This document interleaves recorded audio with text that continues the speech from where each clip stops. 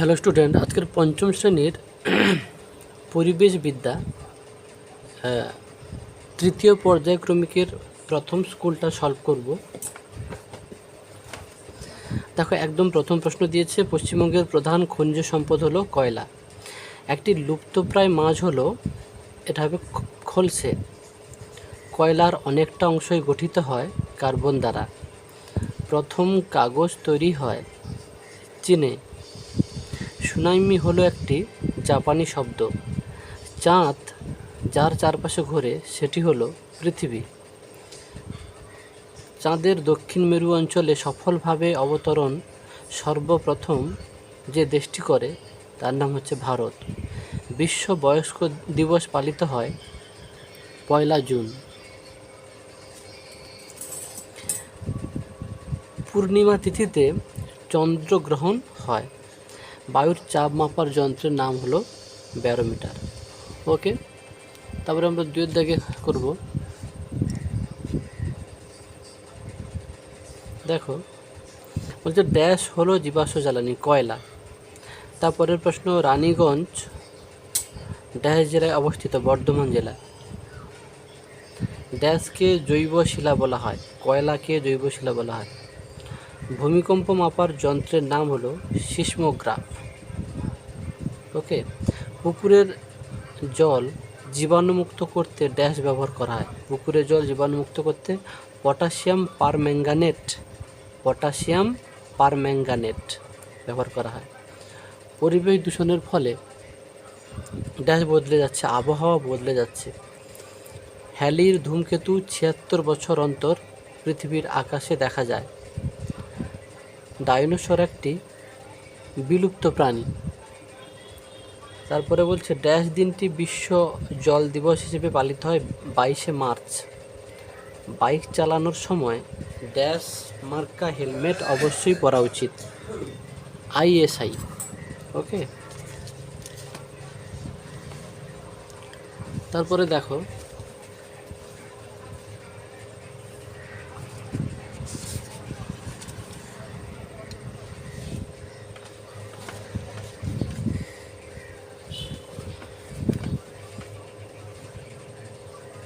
একদম প্রথমে যেটা আছে দেখো, সকল শক্তির উৎস, এটা বলছে সত্য মিথ্যা বার করতে। সকল শক্তির উৎস খাদ্য, এটা কিন্তু মিথ্যা। তারপরে জেনারেটর ডিজেলের দ্বারা চলে, এটা সত্য। ভুটানের কাছে ঝালংয়ে একটি তাপবিদ্যুৎ কেন্দ্র আছে, এটা মিথ্যা। হড়পা বান একটি প্রাকৃতিক দুর্যোগ, এটা সত্য। সব নক্ষত্রেরই জন্ম মৃত্যু আছে, এটা সত্য। এবারে বাম স্তম্ভ ডান স্তম্ভ। দেখো, এখানে দেখো একটি বিষাক্ত গ্যাস, এটা কিন্তু এইটা হবে কার্বন মনোক্সাইড, এই গটা হবে এখানে। শিশুদের একটি অধিকার, দেখো অবৈতনিক ও প্রাথমিক বাধ্যতামূলক শিক্ষা লাভ, এটা দেখো এখানে লিখেছি। শ্রীমতী প্রতিভা পাটিল ভারতের প্রাক্তন রাষ্ট্রপতি, হলো, আগে ছিলেন ইনি রাষ্ট্রপতি। বিডিও, দেখো এটা সমষ্টি উন্নয়ন আধিকারিক। বিডিও সমষ্টি উন্নয়ন আধিকারিক। কয়লা ও পেট্রোলিয়াম জীবাশ্ম জ্বালানি। ওকে, তারপরে দেখো কালো হিরে কি না, কয়লাকে কালো হিরে বলা হয়। ওকে, সবচেয়ে নিম্নমানের কয়লা কোনটি? লিগনাইট। সবচেয়ে নিম্নমানের কয়লা লিগনাইট। আচ্ছা, প্রডিউসার গ্যাস, এটা আমি RM মানে রায়মার্টিন 304 পেজ। আচ্ছা, এই উত্তরটা আমি দেখো লিখে দিয়েছি, তোমরা যারা এই উত্তরটা পাবে না লিখে নেবে। প্রডিউসার গ্যাস, এই গ্যাস হলো জ্বালানি গ্যাস যা একই সাথে বায়ু এবং বাষ্পের সাথে কোক বা কয়লার আগুনের মাধ্যমে ফু দিয়ে তৈরি করা হয়। ওকে, এটা তোমরা লিখে নেবে খাতাতে। তারপরে দেখো টেলিস্কোপ কি কাজে ব্যবহার করা হয়? টেলিস্কোপ আকাশ দেখার কাজে। সুন্দরবন কোন জেলায় অবস্থিত? দক্ষিণ 24 পরগনায়। ওকে, আমাদের দেশের বর্তমান জনসংখ্যা প্রায় 140 কোটি, প্রায় 140 কোটি। ওকে, তারপরে দেখো ছায়া কিভাবে উৎপন্ন হয়। ছায়া কিভাবে উৎপন্ন হয় এটা দেখো রায়মার্টিনের পেজে 310 পেজ, আমি দেখিয়ে দিচ্ছি।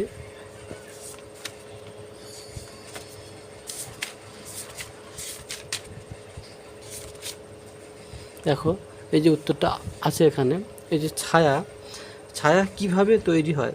কোনো আলোক উৎসের পথে বাধা সৃষ্টি হলে ছায়ার সৃষ্টি হয়। যাদের বই নেই তারা এখান থেকে ভিডিওটা কিছুক্ষণ আপাতত পুজ করে রেখে এটা লিখে নেবে। ওকে, তারপরে যেটা আছে দেখো সোলার লাইট কি? এটা 260 পেজ। সোলার লাইট কি এটা 260 পেজে আছে। এই দেখো সোলার লাইট, যাদের বই নেই তারা লিখে নাও। সৌরশক্তি থেকে তৈরি বিদ্যুৎ দিয়ে যে লাইট জ্বালানো হয় তাকে সোলার লাইট বলে। এই লাইটের ক্ষেত্রে খানিকটা উঁচুতে কাঁচ দিয়ে ঢাকা একটি সোলার প্যানেল থাকে, যা দক্ষিণ দিকে সামান্য হেলিয়ে রাখা হয়। সারাদিন ধরে এই প্যানেলে সূর্যালোক পড়ে ব্যাটারির চার্জ হয় এবং দিনের শেষে সোলার লাইট জ্বলতে থাকে। ওকে, দেখো তার পরের প্রশ্নটা আছে পৃথিবীর কক্ষের আকৃতি কেমন? উপবৃত্তাকার। সারাদিনে হাঁটা কত সময় অন্তর হয়? 6 ঘন্টা 15 মিনিট। এটা 15। ওকে, 6 ঘন্টা 15 মিনিট অন্তর হয়। আচ্ছা, তারপরের প্রশ্ন দেখো, আমরা 6-এর দাগে যাচ্ছি।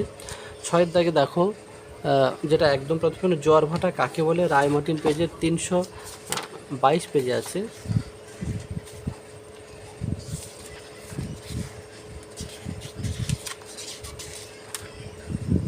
দেখো জোয়ার ভাটা কাকে বলে এই তোমরা লিখে নেবে।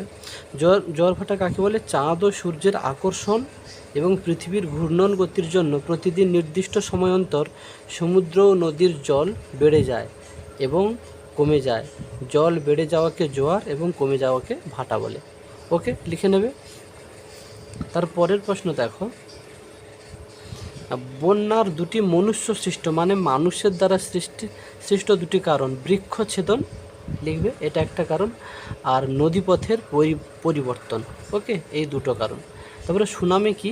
এটা দেখো 298 পৃষ্ঠাতে আছে। সুনামি কি?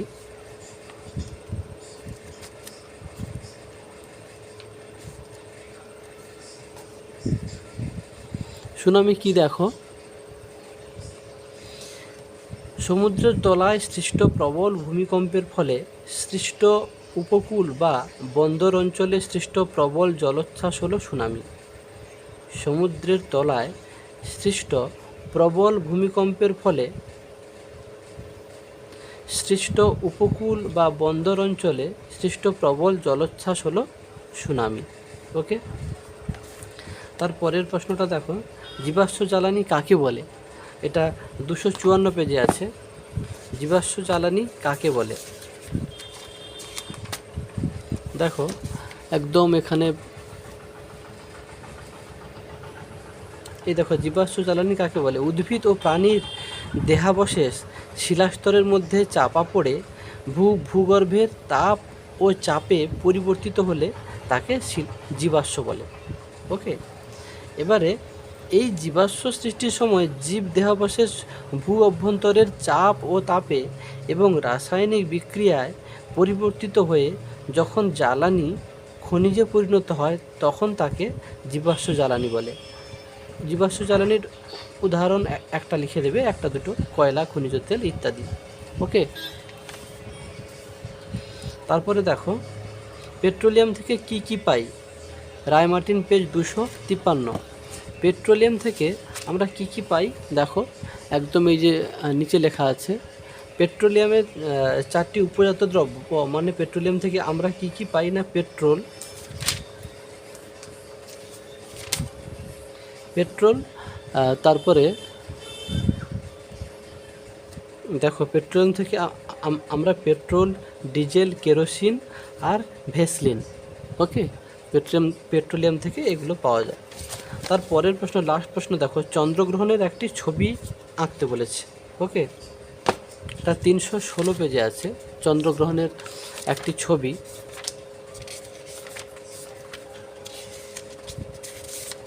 দেখো এইটা উত্তর হবে, এইটা দেখো, এই যে চন্দ্রগ্রহণ, এই ছবিটা তোমরা আঁকবে, ওকে, একে এই নির্দিষ্ট জায়গায় এই নামগুলো মোটামুটি লিখে দেবে, ওকে। তাহলে এই পর্যন্ত মোটামুটি, আমরা পরের ভিডিওতে পরিবেশবিদ্যার পরের স্কুলগুলো সলভ করে দেব, এবং আমরা এখন থেকে চেষ্টা করব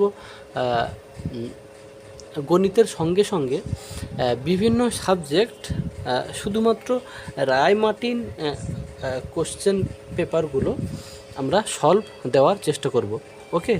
তো চ্যানেলটাকে সাবস্ক্রাইব করে রাখো, যাতে প্রত্যেকটা গণিতের সঙ্গে সঙ্গে রায়মার্টিন মানে প্রশ্নবিচিত্রার বিভিন্ন সাবজেক্টের উত্তরগুলো পেতে হলে চ্যানেলটাকে অবশ্যই সাবস্ক্রাইব করে রাখতে হবে, ওকে। এই পর্যন্ত।